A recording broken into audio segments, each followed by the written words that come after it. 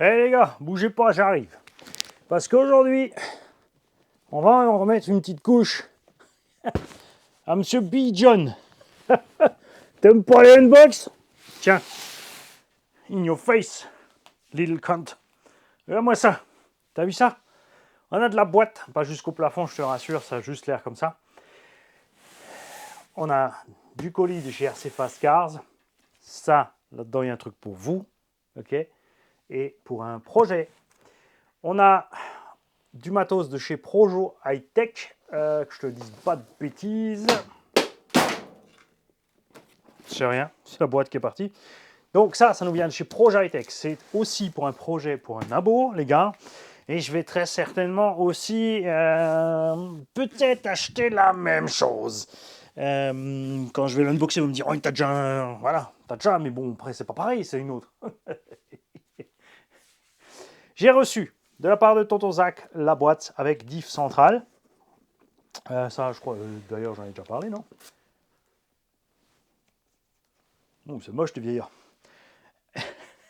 Mais je te parle de ça parce que j'ai aussi reçu les autres affaires pour le Savage. Donc les choses essentielles. Les portes-fusées arrière.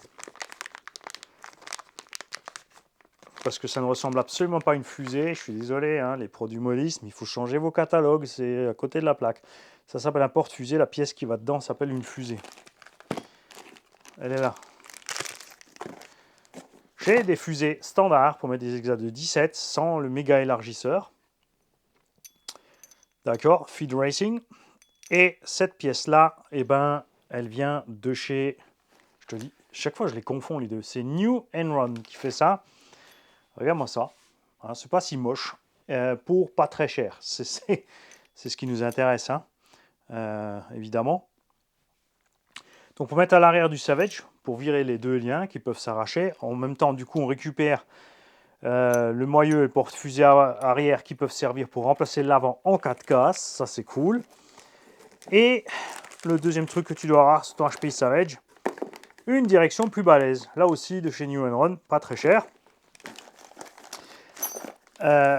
J'en avais parlé, je l'ai pris du coup, puisqu'on a déjà parlé chez Alza Racing. Tu peux avoir, il y a un truc qui me gratte l'oreille, là, une petite araignée qui se promène. C'est l'araignée que ton plafond est en train de se barrer. D'ailleurs, salut Pat RC36. Je vous invite à aller voir le commentaire de Pat RC36 sur le premier jour où j'ai mis le micro là sur les lunettes. J'ai retrouvé Pat RC36. Enfin, il est de retour à 100% parmi nous. Ça, c'est de la manchette royale. Et allez la voir. Hein. Moi, je me suis fendu la gueule. Donc Alza Racing fait un support de diff central qui est réglable, mais c'est vrai que tu en as pour 80 balles, plus les frais de port. Les Chinois le font en 70-75 T6 avec une finition superbe. Regarde ça. Donc il est plus léger, il est réglable aussi. Et complet pour 50 € livré avec la visserie et tout ce qui va bien avec les kikis pour installer donc un diff central dans ton HPI Savage. Après, on va mettre soit le RC AWD qu'on a reçu. Sinon, il y a des trucs génériques ici avec Carter Alu. Trouve le plus de dents possible, hein, 50. Si tu trouves un 52, je ne sais pas s'il va passer 52 dans le châssis. Il faudrait que je mesure quand je le fasse. Des 50, tu trouves. Mais plus, c'est mieux. Comme dit, il faudra bien sûr changer l'électronique. C'est un peu dommage parce que je l'aime bien, stock comme il est. C'est pour ça que j'ai très récemment d'abord mettre cette boîte. Mais j'ai aussi envie, comme je l'ai dit, de mettre cette pièce de l'autre sens, de mettre le moteur devant et d'embarquer la lipo à l'intérieur, à l'arrière du châssis, une 6S 4005 posée dans le châssis, comme ça, tranquille. Hein. Donc, le colis de Projo High Tech, eh ben, c'est pas pour aujourd'hui. Vous n'étiez pas assez sage. Bah oui, je veux plus de commentaires. Et le projet et le cadeau de RC Fast Cars, c'est pas pour aujourd'hui non plus. Hein. On va faire ça ensemble un dimanche. On va l'ouvrir et on va le préparer ensemble. Il n'y a pas d'urgence, puisque c'est pas pour tout de suite. Et ici, nous avons reçu un colis de Tonton Rémi. Alors, Tonton Rémi, c'est pas la première fois qu'il m'envoie un truc. Tu as fermé ça comme ça. Bon, c'est pas grave, je vais le décapiter sur le côté. Et je sais plus s'il m'a dit ce que c'est. Vous savez, j'écoute pas trop quand on me dit on m'envoie des trucs parce que j'aime les surprises, tout simplement. Et regardez ce qui est venu chez nous, ou revenu, c'est pas celui qui était parti.